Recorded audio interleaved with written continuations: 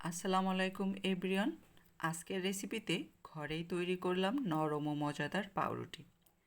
আর সেই পাউরুটি দিয়ে বানালাম একদম পারফেক্ট ডিম চিনির পাউরুটি ডেজার্ট।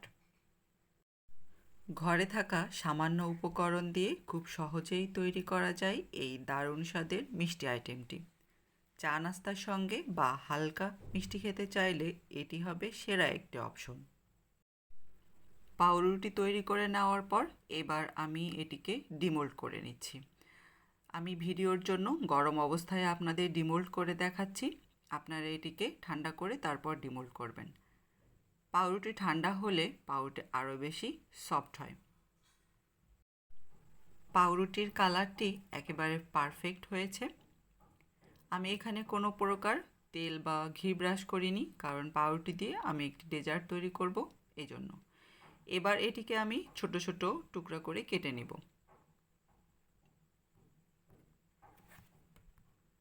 পাউরুটি প্রচুর সফট হয়েছে এবং কালারটাও পারফেক্ট হয়েছে।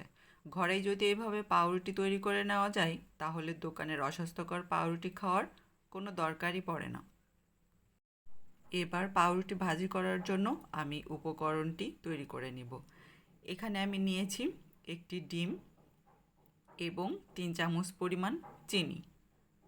সবগুলো উপকরণ একটু ভালোভাবে মিশিয়ে নিচ্ছি, যেন ডিমের কুসুমটি ভালোভাবে মিশে যায় এবং চিনিটিও ভালোভাবে মিশে যায়।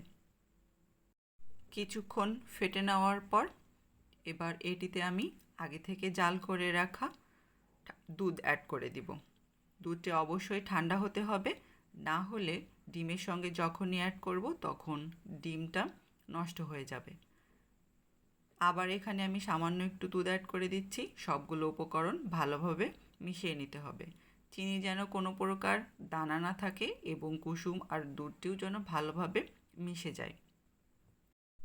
এবার আগে থেকে কেটে রাখা পাউরুটির টুকরাটি আমি ভালোভাবে ডুবিয়ে অল্প তেলে ভেজে নিব। লিকুইডের ভিতরে পাউরুটি কিছুক্ষণ ভিজিয়ে রাখতে হবে, তাহলে পাউরুটি খেতে অনেকটাই সফট হবে এবং মজা লাগবে। এবার আমি এখানে অল্প পরিমাণ তেল দিয়ে একে একে পাউরুটিগুলো ভেজে নিব।